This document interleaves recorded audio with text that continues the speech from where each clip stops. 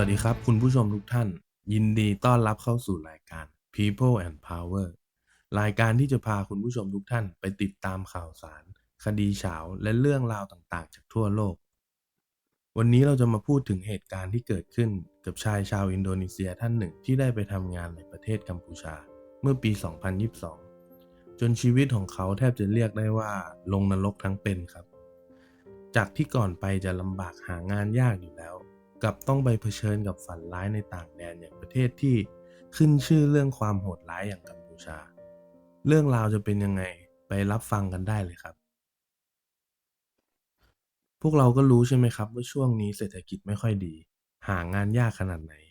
มันไม่ต่างอะไรกับการงมเข็มในมหาสมุทรเลยครับส่งใบสมัครไปทั่วต้องไปยืนเข้าแถวรอสัมภาษณ์ท่ามกลางแดดร้อนจัดแต่หลายๆครั้งคำตอบที่ได้กลับมามักเป็นคำปฏิเสธ และต่อให้บางคนแลนดิ้งได้งานมาทำบางครั้งมันก็กลายเป็นบริษัทขายฝันในแค่กระดาษแต่ความเป็นจริงเรื่องที่ชายคนนี้ต้องเจอคือฝันร้ายชัดๆครับสมมุติว่าวันหนึ่งเราไปเจอใบประกาศสมัครงานทางออนไลน์ได้เงินดีมากในต่างประเทศเงินเยอะกว่าที่จะหาได้จากบ้านเกิดเราซะอีกซึ่งมันน่าดึงดูดใช่ไหมครับนั่นแหละครับคือจุดเริ่มต้นของเรื่องทั้งหมด แต่นี่ไม่ใช่แค่เรื่องราวของเจ้านายแย่ๆหรือบริษัทปลอมๆทั่วไปหรอกนะครับ มันคือเรื่องราวของการค้ามนุษย์ การทารุณกรรมทางจิตวิทยา การเป็นทาสยุคใหม่ที่ซ่อนอยู่ภายใต้คำสัญญาเรื่องความก้าวหน้าในอาชีพและชีวิตที่ดีขึ้น วันนี้พวกเราจะมาพูดคุยกันถึงฝันร้ายที่เกิดขึ้นในประเทศกัมพูชามาเริ่มกันเลยครับ ในเดือนสิงหาคมปี 2022 ชายนิรนามคนหนึ่งซึ่งพวกเราจะเรียกเขาว่าคุณแวนดี้แล้วกันนะครับ ได้นั่งลงคุยกับนักข่าวจาก BBC อินโดนีเซีย สภาพของเขาดูค่อนข้างที่จะเหนื่อยล้าเอามากๆ พวกเราสามารถมองเห็นร่องรอยของความเจ็บปวดผ่านสายตาของเขา และคำแรกที่เขาพูดออกสื่อก็คือผมโดนหลอก แลนดี้ไม่ใช่เด็กน้อยที่อ่อนต่อโลกนะครับ เขาเคยทำงานในต่างประเทศแถบตะวันออกกลางมาหลายปี เป็นคนที่ได้รับความยอมรับในที่ทำงานนะครับว่าพึ่งพาได้ แต่แล้วบริษัทก็ต้องเลิกจ้างเพราะปิดตัวลง พอกลับมาที่อินโดนีเซียเขาก็พยายามทำทุกวิถีทางนะครับทั้งไปที่แฟร์หางานไปสัมภาษณ์เดินทางข้ามเมืองไกลๆเพียงเพื่อจะได้พบกับคำปฏิเสธซ้ำแล้วซ้ำเล่าและมันเป็นอะไรที่ค่อนข้างบั่นทอนจิตใจเขาอย่างมาก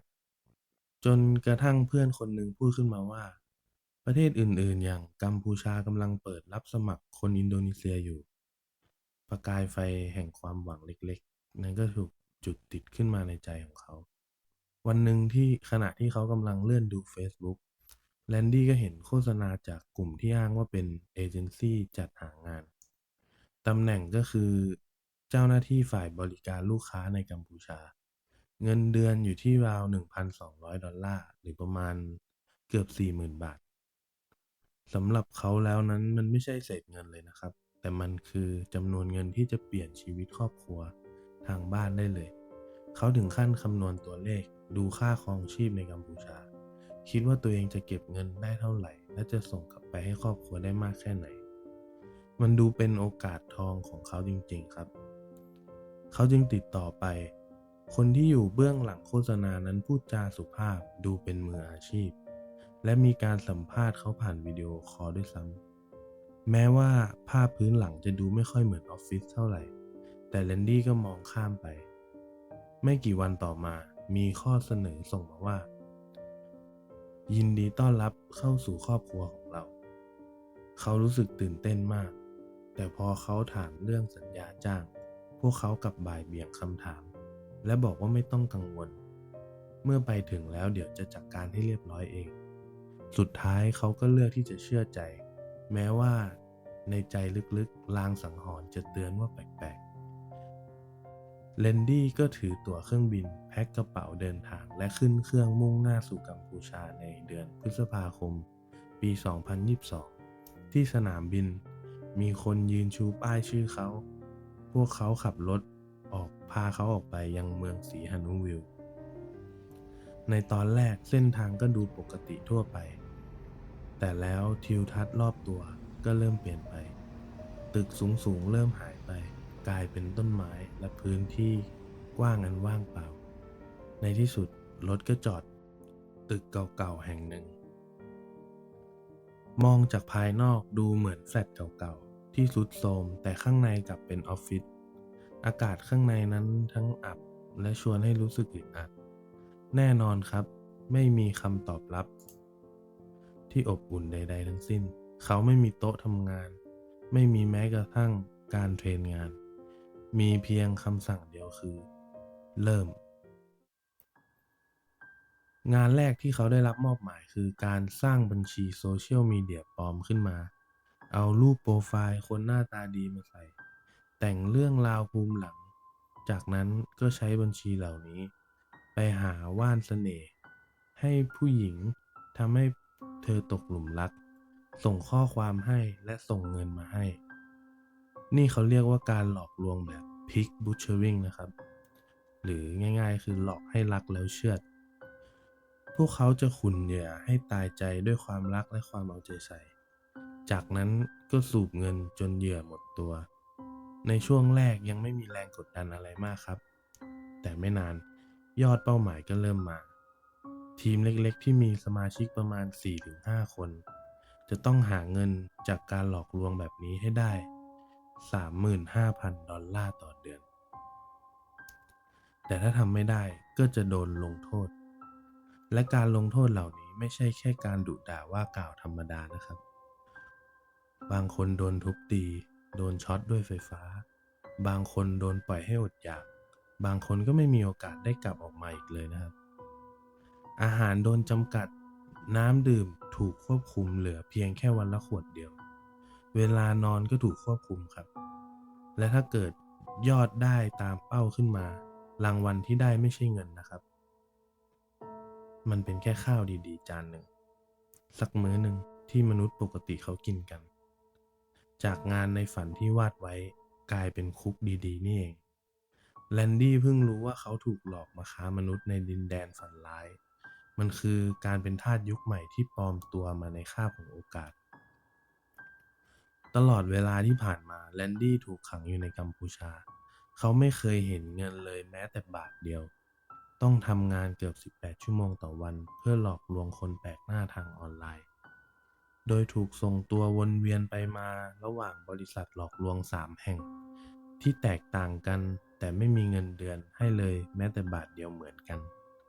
และไม่มีอิสรภาพมีเพียงชั่วโมงการทำงานที่ไม่มีวันสิ้นสุดในห้องที่แสนอึดอัดและเขาไม่สามารถแม้แต่จะลาออกได้ ถ้าเรนดี้ต้องการจะลาออกอย่างถูกต้อง บริษัทบอกว่าเขาต้องจ่ายเงินให้พวกมัน$11,000พวกมันบอกว่าเป็นค่าธรรมเนียมการลาออก แต่จริงๆคือค่าไถ่ดังนั้นในวันที่ฝนตกวันหนึ่งนะครับ ตอนที่พวกมันกำลังย้ายเข้าไปอีกตึกเรนดี้เห็นโอกาสจึงแอบปลีกตัวออกมา เนียนกลืนไปกับฝูงชน และวิ่งสุดชีวิต โดยไม่หันหลังกลับไปมองอีก จนกระทั่งวันที่2สิงหาปี2022เขาก็เดินกลับมาถึงบ้านที่อินโดนีเซียรอดชีวิตกลับมาได้แต่สภาพจิตใจแหลกสลายไม่มีชิ้นดีเรื่องราวของเรนดี้เป็นเพียงแค่วิธีหนึ่งในอีกหลายพันเรื่องราวที่เกิดขึ้นกับผู้คนที่ถูกหลอกลวงไป มันเป็นกลุ่มอาคารขนาดใหญ่ดำเนินการเหมือน call center แต่ในความเป็นจริงมันคือศูนย์รวมการต้มตุ๋นและมีข่าวลือว่าการดำเนินงานเหล่านี้มีกลุ่มมาเฟียคาร์เทลหนุนหลังอยู่หรืออาจจะรวมถึงคนในระดับบิ๊กนั่นแสดงให้เห็นว่าปัญหานี้มันใหญ่โตขนาดไหนและเหยื่อก็ไม่ใช่แค่แรงงานยากจนเมืองเล็กๆเท่านั้นบางคนมาจากประเทศที่พวกเราคาดไม่ถึงด้วยซ้ำเช่นเกาหลีใต้ คนเกาหลีใต้บินข้ามน้ำข้ามทะเลมาเพราะหลงเชื่อว่าสัญญางานที่ถูกกฎหมายและให้ผลตอบแทนสูงและเช่นเดียวกับกรณีของแดนดี้พวกเขาถูกล่อลวงผ่านโฆษณาที่สัญญาว่าจะมอบโอกาสครั้งหนึ่งในชีวิตที่จะสามารถหาเงินได้อย่างรวดเร็วและเลเวลไปพร้อมเงินเต็มกระเป๋า แต่ทันทีที่พวกเขามาถึงกัมพูชาทุกอย่างก็เปลี่ยนไปพาสปอร์ตโทรศัพท์สมุดบัญชีธนาคารของพวกเขาถูกยึดไปจนหมดพวกเขาถูกกักขังโดยแก๊งมิจฉาชีพถูกขังไว้ในดินแดนต่างถิ่นและฝันร้ายที่แท้จริงก็เริ่มต้นขึ้นครับพวกเขาถูกบังคับให้ทำงานวันแล้ววันเล่าทั้งโทรศัพท์ไปหลอกลวงส่งข้อความสแปม และส่งอีเมลฟิชชิงสิ่งที่คนเกาหลีมักจะโดนบังคับให้ทำส่วนใหญ่คือการหลอกลวงผู้คนด้วยสิ่งที่ดูเหมือนว่าคอร์สวิเคราะห์หุ้นแต่ในความเป็นจริงมันเป็นแค่แผนอุบายเพื่อขโมยเงินเรื่องราวทั้งหมดนี้เริ่มต้นง่ายๆแค่ข้อความในคาคาวทอล์กหรือเทเลแกรมที่บอกว่าเข้าร่วมกลุ่มวิเคราะห์หุ้นฟรีไม่มีสิทธิ์ขาดทุนรับประกันกำไรแน่นอน และพวกเขาก็เรียกห้องนี้ว่าห้องอ่านซิกซึ่งหมายถึงการอ่านทิศทางหุ้นผ่านห้องแชทที่ดูธรรมดาเหล่านี้พวกมันล่อลวงคนเข้ามาด้วยเคล็ดลับฟรีๆเพื่อสร้างความเชื่อใจพอเหยื่อเริ่มงับเหยื่อก็จะเริ่มชวนเข้ากลุ่มพรีเมียมที่ต้องเสียเงินจากนั้นก็เริ่มโป้ปลดมดเท็จซ่อนเข้าไปอีกเก็บค่าธรรมเนียมเล็กๆน้อยๆตรงนั้นตรงนี้ อ้างว่าเป็นแค่ค่าดำเนินการบ้างล่ะหรือเป็นภาษีในการถอนเงินบ้างล่ะค่าธรรมเนียมการประมวลผลบ้างล่ะเหยื่อจะได้รับคำบอกว่าจ่ายเงินจำนวนเล็กน้อยนี้มาแล้วผลตอบแทนทั้งหมดของคุณจะถูกปล่อยออกมาแน่นอนครับร้อยทั้งร้อยย่อมจ่ายอยู่แล้วเพราะลงทุนไปตั้งเยอะแต่เส้นชัยมันกลับถูกเลื่อนออกไปเรื่อยๆค่าธรรมเนียมเล็กๆน้อยๆนั้นเริ่มพอกพูนขึ้นจนผู้คนยอมถอนเงินจนหมดบัญชีธนาคาร รูดบัตรเครดิตจนเต็มวงเงินแม้กระทั่งส่งเงินเอาประกันชีวิตไปให้พวกมันหลังจากนั้นทุกอย่างก็เงียบสนิทกลุ่มเทเลแกรมปิวหายไปในคลิกเดียวผู้เชี่ยวชาญที่เคยสัญญาว่าจะพารวยอันธพาลหายไปอย่างไร้ร่องรอยห้องแชทที่เต็มไปด้วยนักลงทุนที่มีความสุขถูกลบไปหมดสิ้นราวกับว่าพวกเขาไม่เคยมีตัวตนอยู่บนโลกนี้เลย และสุดท้ายครับเหยื่อก็ไม่เหลืออะไรเลยครับนอกจากความอับอายหนี้สินก้อนโตพวกมิจฉาชีพเรียกวิธีนี้ว่าการสร้างลมหรือ make win มันคือการระดมหน้าม้าเข้าไปลุมคอมเมนต์ในแชทในบัญชีปลอมและสร้างกระแสปั่นยอดซ้ำๆเพื่อทำให้คนที่เข้ามาใหม่รู้สึกว่าตัวเองกำลังตกขบวนหรือกำลังพลาดโอกาสครั้งใหญ่ไป และตอนนี้พวกเราอาจจะกำลังคิดว่าเรื่องหลอกลวงแบบนี้มันก็เกิดขึ้นได้ทุกที่หรือเปล่า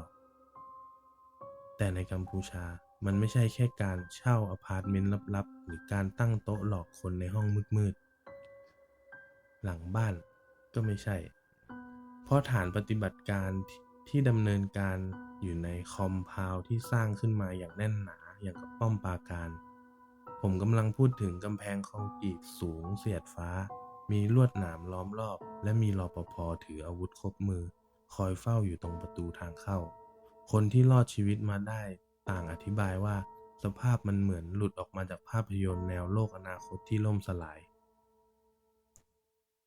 และสภาพความเป็นอยู่ข้างในมันป่าเถื่อนมากไม่ต่างจากเคสของแรนดี้เลยครับผู้คนต้องประทังชีวิตด้วยเศษอาหารและมีน้ำดื่มแค่พอไม่ให้ตายเรื่องสุขอนามัยไม่ต้องไปหวังเลยครับถ้าเกิดว่าทำงานพลาดหรือขัดคำสั่งเมื่อไหร่พวกเขาจะโดนสั่งสอนอย่างรุนแรงชนิดที่ว่าหลังจากนั้นจะไม่กล้าอู้งานอีกเลยครับ การทุบตีนี่ไม่ใช่แค่การตบหรือต่อยธรรมดา แต่มันรุนแรงถึงขั้นกระดูกหักเหยื่อบางคนกลับออกมาพร้อมกับซี่โครงร้าวหน้าบวมจนลืมตาไม่ขึ้น และที่แย่ไปกว่านั้นคือพวกมันใช้ปืนช็อตไฟฟ้าจี้แขนจี้ขาหรือแม้กระทั่งที่คอคนที่รอดชีวิตออกมาบอกว่าความรู้สึกตอนนั้นมันเหมือนร่างกายทั้งร่างกำลังโดนไฟคลอกบางคนจนถึงขั้นยังได้ยินเสียงกรีดร้องคนอื่นดังก้องอยู่ในหัวและเมื่อไม่นานมานี้เองก็เพิ่งมีหลักฐานเป็นคลิปวิดีโอหลุดออกมาจนกลายเป็นไวรัลไปทั่วโลกในคลิปนั้นเผยให้เห็นชายชาวเกาหลีคนหนึ่ง อยู่ข้างในคอมพาวนด์นรกแห่งนี้ มือของเขาถูกมัด ร่างกายกำลังชักกระตุกอย่างรุนแรงและกระแสไฟฟ้าที่พ่านไปทั่วร่างกายโดยมีพวกผู้คุมงานยืนล้อมรอบหัวเราะชอบใจราวกับว่ากำลังดูเรื่องตลกอยู่คลิปนี้แพร่กระจายไปเรื่อยเหมือนไฟลามทุ่งคนเกาหลีใต้ที่อยู่ทางบ้านแทบจะไม่อยากเชื่อสายตา และถ้าเหยื่อคนไหนไม่ยอมสยบพวกมันก็จะเอาไปขังคุกครับ ลองนึกภาพห้องที่มืดสนิทไม่มีอาหารไม่มีน้ำไม่มีโอกาสได้ติดต่อกับมนุษย์คนไหนเลย มีเพียงแค่กลิ่นของเชื้อราและความเน่าลอยอยู่อบอวนบางคนบอกว่าแค่ความมืดมิดอย่างเดียวก็แทบจะขับให้พวกเขาเป็นบ้าไปแล้ว ในสถานที่แบบนี้แค่แสงแดดส่องผ่านหน้าต่างรูกรงเข้ามาเพียงนิดเดียวก็ถือเป็นพระคุณอย่างสูงแล้ว และเมื่อเวลาผ่านไปผู้คนก็เริ่มต่อต้านไม่ต่างอะไรกับสัตว์ที่ถูกฝึกด้วยความเจ็บปวดให้ยอมจำนน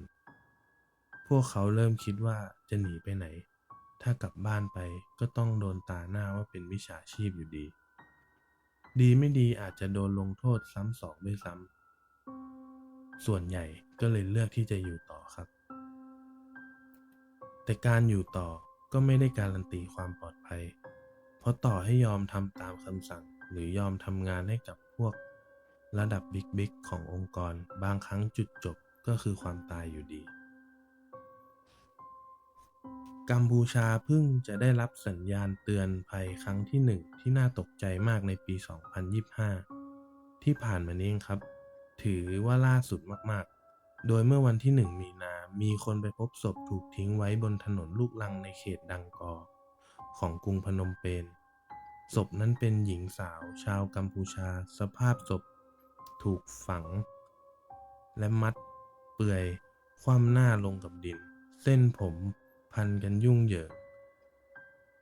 ปิดทั่วใบหน้าและตามร่างกายเต็มไปด้วยบาดแผลใบหน้าของเธอถูกทำลายจนเสียหายยับเยินชัดเจนว่าคนที่ลงมือทำเรื่องนี้จะต้องการลบตัวตนเธอออกไป ในตอนแรกตำรวจก็ไม่สามารถระบุได้เลยว่าเธอเป็นใคร เพราะไม่มีรอยนิ้วมือไม่มีประวัติในระบบ แต่ไม่กี่วันต่อมามีคนหนึ่งเดินเข้ามาแจ้งความ เธอชื่อติมโสภีเธอบอกว่าลูกสาววัย 18 ปีของเธอได้ส่งข้อความปริศนามาข้อความหนึ่งเพื่ออ้อนวอนขอความช่วยเหลือ ก่อนที่เธอจะหายตัวไปอย่างลึกลับ โสภีออกตามหาลูกสาวไปทั่วเมืองด้วยความสิ้นหวังแต่ก็ไม่พบอะไรเลยจนกระทั่งตำรวจเรียกเธอเข้าไปตรวจสอบศพที่พบนั้นใช่ลูกสาวของเธอหรือเปล่าและทันทีที่เห็นร่างนั้นขาของเธอก็หมดแรงทรุดลงไปกองกับพื้นทันทีแม้ว่าใบหน้าของเด็กสาวจะถูกทุบตีจนจำแทบไม่ได้แต่โสภีจำได้ครับเธอจำรอยแผลเป็นที่มือของลูกสาวได้และจำเขี้ยวเล็กๆที่จะโผล่เวลาเธอยิ้มได้ ร่างที่อยู่ตรงนั้นคือลูกน้อยของเธอจริงๆโสภีเป็นลมพับไปตรงนั้นเลย และโลกทั้งใบของเธอก็พังทลาย เด็กสาวคนนี้มีชื่อว่าลีชินชูหรือที่รู้จักกันในชื่อฮันเกิลอายุเพียง 18 ปี เธอเป็นเด็กที่ฉลาด มีความรู้ และพูดได้คล่องแคล่วทั้งภาษาจีนและเขมรแต่ชีวิตของเธอไม่ได้โรยไปด้วยกลีบกุหลาบพ่อของเธอเสียชีวิตไปแล้ว ส่วนแม่ก็ต้องดิ้นรนเพื่อหาเลี้ยงครอบครัว เธอจึงอยากจะมีชีวิตที่ดีขึ้นเพื่อพากันหลุดพ้นจากความยากจน ความฝันของเธอไม่ได้ยิ่งใหญ่อะไร เธอไม่ได้ต้องการความร่ำรวยหรือชื่อเสียงโด่งดัง สิ่งเดียวที่ชินชูต้องการคือตั้งใจเรียน หางานที่รายได้ดีๆ เพื่อให้พ่อแม่ของเธอได้อยู่อย่างสุขสบาย แต่ชีวิตไม่ได้ปล่อยให้เธอได้วิ่งตามความฝันนั้นครับ ด้วยวัยเพียง 15 ปี เธอต้องลาออกจากโรงเรียนเพื่อมาทำงานหาเงินช่วยใช้หนี้ให้กับครอบครัว และต่อให้เธอแทบจะไม่มีเงินเหลือสำหรับตัวเอง เธอก็ยังคงส่งเงินกลับบ้านอยู่เสมอ และทุกๆเย็นไม่ว่าเธอจะเหนื่อยล้าจากการทำงานแค่ไหน เธอจะต้องโทรหาแม่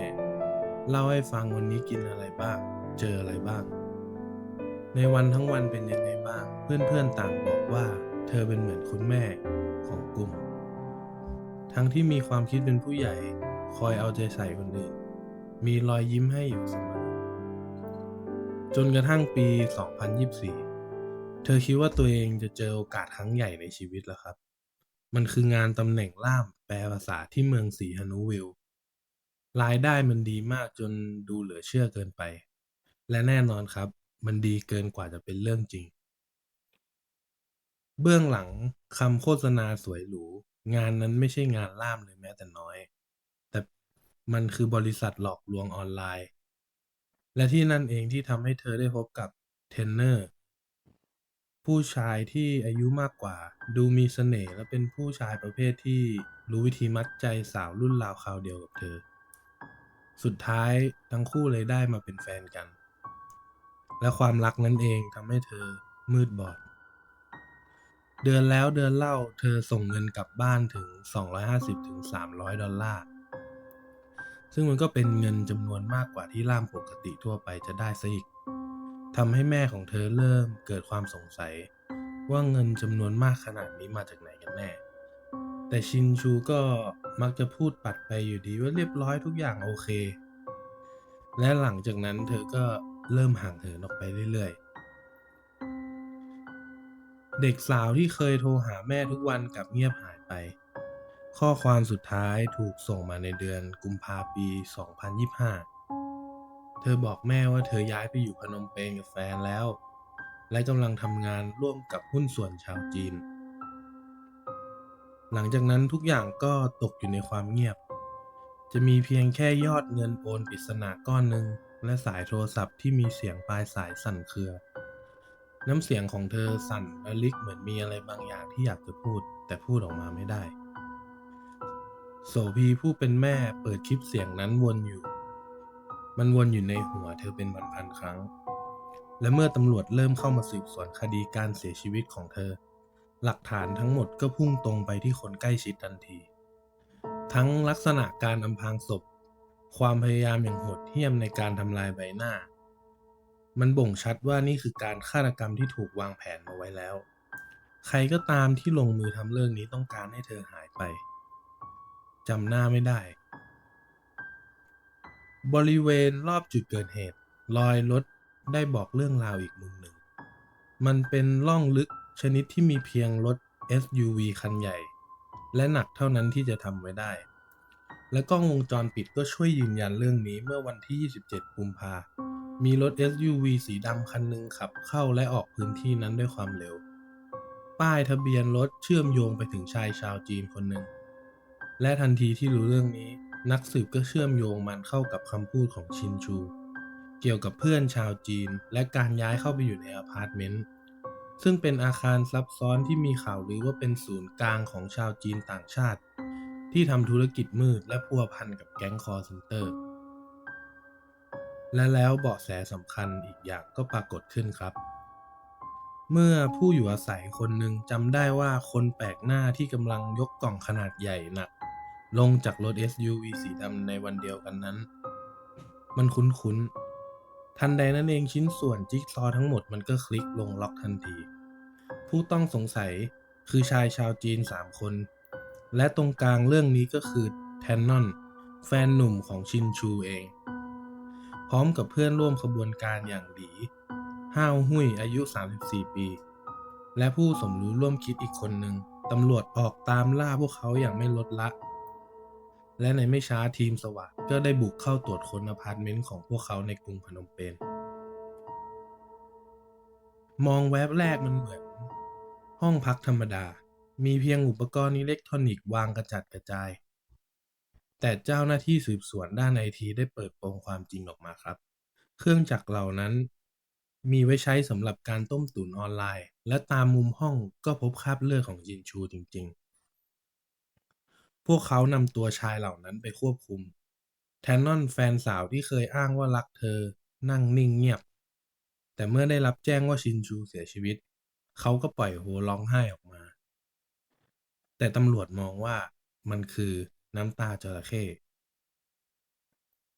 เขาปฏิเสธเสียงแข็งว่าเขาไม่มีวันทำร้ายเธอ แต่หลี่เพื่อนร่วมขบวนการกลับยอมปิดปากพูดออกมาเพราะทนแรงกดดันไม่ไหว เมื่อต้องเผชิญหน้ากับหลักฐานในที่สุดเขาก็ยอมรับการตายของชินชูไม่ใช่อุบัติเหตุเขาก็บอกว่ามันเป็นเพราะเธอไปเห็นสิ่งที่ไม่ควรเห็นสิ่งที่อยู่ภายในอาณาจักรต้มตุ๋นแห่งนั้นซึ่งทำให้เธอกลายเป็นตัวอันตรายสำหรับพวกมันและเพราะเหตุนั้นเองพวกมันจึงปิดปากเธอไปตลอดกาล เบื้องหลังเส้นขอบฟ้าอันหรูหราของกรุงพนมเปญที่ซึ่งผู้คนในครอบครัวพากันมาจับจ่ายซื้อของและพนักงานออฟฟิศต้องเร่งรีบไปทำงานกับมีสถานที่บางแห่งที่แม้แต่กฎหมายเองก็ดูเหมือนจะหวาดกลัวและไม่กล้าเข้าไปแตะต้องมุมมืดที่ซ่อนอยู่ซึ่งบริษัทต้มตุ๋นเหล่านี้เปิดดำเนินการราวกับเป็นอาณาจักรที่ไม่มีใครทำอะไรได้ หนึ่งในบริษัทเหล่านั้นบริหารงานโดยหยางไคซินตัวการใหญ่เขาเป็นคนเลือดเย็นและไร้ความปราณีไม่มีสิ่งใดในอาณาจักรของเขาที่จะขับเคลื่อนไปโดยไม่ผ่านการอนุมัติจากเขาไม่ว่าจะเป็นเรื่องการต้มตุ๋นทรมานแม้กระทั่งฆาตกรรมหยางรายล้อมไปด้วยลูกมือที่ซื่อสัตย์มีทั้งเฉินที่หลบหนีมาจากประเทศจีนหลังจากถูกจับได้เรื่องคดีต้มตุ๋นอีกหนึ่งคดี และหลีห่าวกล้ามใหญ่ของเขาซึ่งเป็นผู้บังคับใช้กฎหมายคอยดูแลให้ผู้คนอยู่ในร่องในรอยหลีมีทักษะในการหลีกเลี่ยงตำรวจด้วยเงินแต่สิ่งที่น่าตลกก็คือเขากลับเป็นคนแรกที่ยอมคายความจริงออกมาในการสืบสวนระหว่างสายสืบเพื่อเชื่อมช่องว่างทางภาษาด้านการสื่อสารกับคนในท้องถิ่นอย่างจึงได้จ้างล่ามที่มีความสามารถมาร่วมงาน และคนคนนั้นก็คือชินชูครับ เธอคิดว่าตัวเองได้งานจริงๆ แต่กลับต้องมาอยู่ท่ามกลางฝันร้าย วันแล้ววันเล่าที่เธอต้องทำหน้าที่แปลภาษาให้กับพวกมิจฉาชีพ และการทำแบบนั้นทำให้เธอได้เห็นสิ่งต่างๆ มากเกินไป เธอเห็นทั้งการทุบตี ต้มตุ๋นและความโหดร้าย แต่เธอไม่ได้เห็นมันเฉยๆนะครับ เธอได้จดบันทึกมันเอาไว้ทั้งหมด ทั้งชื่อ รายละเอียด วันที่ หรือแม้กระทั่งเรื่องราวการทรมาน ซึ่งมันก็มากพอที่จะทำลายการดำเนินงานของหยางให้ย่อยยับได้ สิ่งนี้ได้ไปถึงมือตำรวจ และสิ่งนี้เองล่ะครับทำให้เธอกลายเป็นภัยคุกคามของแก๊งนี้ และหยางก็เป็นคนที่ไม่ยอมให้ใครมาคุกคาม แหล่งข่าวบอกว่าชินซูได้อ้อนวอนกับเขาว่าปล่อยฉันไปไม่อย่างนั้นฉันจะเปิดโปงคุณ และนั่นแหละครับทุกคนคือฟางเส้นสุดท้าย และเธอก็ได้ผ่านมันไปแล้ว วันหนึ่งก่อนที่เธอจะเสียชีวิตนะครับหยางได้สั่งให้เฉินไปพาตัวเธอมา แต่มันไม่ใช่การพามาเพื่อพูดคุยเจรจาหรอกครับ มันคือคำสั่งประหาร ภายในห้องหนึ่งชินซูถูกมัดไว้กับเก้าอี้เฉินและหลี่ที่อยู่ที่นั่นลุมทุบตีเธอจนหมดสติไปแต่ก็มีเรื่องเล่าอีกเวอร์ชันหนึ่งบอกว่าหยางบังคับให้เธอโทรหาแม่ก่อนที่ทุกอย่างจะจบลงและนั่นเองก็คือสาเหตุที่โสพีผู้เป็นแม่ได้ยินเสียงลูกสาวของเธอสั่นเครือและหวาดกลัวทางโทรศัพท์และนั่นคือคำบอกลาครั้งสุดท้ายของชินชู เธอเสียชีวิตจากการได้รับบาดเจ็บที่ศีรษะขาดอากาศหายใจชีวิตของเด็กสาวถูกบดขยี้โดยกลุ่มคนที่เธอถูกว่าจ้างหลังจากนั้นพวกมันก็จับเธอแก้ผ้าครับยัดสิ่งของเครื่องใช้ของเธอลงไปในกระสอบแล้วขับพาร่างของเธอไปยังพื้นดินที่ว่างเปล่าใกล้ห้างสรรพสินค้าอีออน3ในพนมเปญ พวกมันฝังเธอไว้ในหลุมตื้นๆในลักษณะคว่ำหน้าลึกลงประมาณ60เซนติเมตรเท่านั้นและช่วยกันหักกิ่งไม้มาคอยโปรยกระจายวันที่1 มีนาคม 2025เจ้าหน้าที่ตำรวจได้ขุดพบร่องอันบอบช้ำของเธอใบหน้าของเธอถูกทำลายจนเสียหายยับเยินพวกเขาไม่สามารถระบุตัวเธอได้จนกระทั่งแม่ของเธอมายืนยัน ในขณะเดียวกันหยางบอกให้ลูกน้องของเขาทำตัวตามปกติ ส่วนตัวเขาแอบหนีมุ่งหน้าไปยังประเทศเวียดนาม แต่เขาหนีไปได้ไม่ไกลครับ วันที่5 มีนา ตำรวจเวียดนามสามารถจับกุมเขาได้บริเวณชายแดนส่วนเฉินและหลีถูกจับกุมไปก่อนหน้านี้แล้วจากการบุกค้นอพาร์ตเมนต์ในขณะที่หลียอมรับสารภาพในอาชญากรรมทั้งหมดแต่หยางกลับปฏิเสธทุกข้อกล่าวหาแม้ว่าผู้เชี่ยวชาญด้านไอทีจะกู้คืนบันทึกข้อมูลทั้งหมดจากโทรศัพท์ของเขาได้ซึ่งเป็นข้อความการสั่งให้เฉินและหลีไปกำจัดเธอแต่เขาก็ยังคงยืนยันว่าตนเป็นผู้บริสุทธิ์ในวันที่ 7 มีนาอัยการได้สั่งฟ้องหยางเฉินและหลี่ในข้อหาฆ่าผู้อื่นโดยเจตนามาตรา 200 ของประมวลกฎหมายประเทศกัมพูชาซึ่งพวกเขาได้รับโทษสูงสุดนั่นก็คือจำคุกตลอดชีวิตครับแม้ว่าตอนนี้ในกัมพูชาจะไม่มีโทษประหารชีวิตแต่แม่ของชินชูรวมถึงสาธารณชนจำนวนมากเรียกร้องให้ลงโทษประหารชีวิตกลุ่มผู้ประท้วงพากันถือป้ายที่มีชื่อของเธอตะโกนเรียกร้องความยุติธรรมแม้กระทั่งสถานทูตจีนและสถานทูตเวียดนามก็ยังออกแถลงการประณามอาชญากรรมในครั้งนี้พร้อมทั้งส่งข้อความเสียงไปยังครอบครัวของเธอซึ่งผลกระทบจากการตัดสินดูจะแน่ชัดแล้วครับว่ามันคือการจำคุกตลอดชีวิตแต่ในขณะเดียวกันบนแพลตฟอร์มเว็บผู้ใช้งานชาวจีนต่างพากันเรียกร้องให้มีการตรวจสอบด้านมืดของกัมพูชาโดยเฉพาะที่เมืองสีฮานูวิลซึ่งขึ้นชื่อว่าเป็นแหล่งกบดานของพวกแก๊งต้มตุ๋นเครือข่ายมิจฉาชีพที่อยู่ในกัมพูชาและทั่วภูมิภาคเอเชียตะวันออกเฉียงใต้มันได้เติบโตจนกลายเป็นอาณาจักรเป็นเครือข่ายต้มตุ๋นความรุนแรงค้าทาสแล้วมันไม่มีใครแตะเรื่องนี้ได้เรื่องการกดขี่แรงงานได้กลายเป็นหนึ่งในหัวข้อที่มีการพูดถึงมากที่สุดในยุคของพวกเรา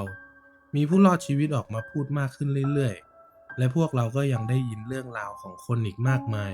ที่ยังไม่มีโอกาสได้กลับบ้านแบบมีชีวิตรอด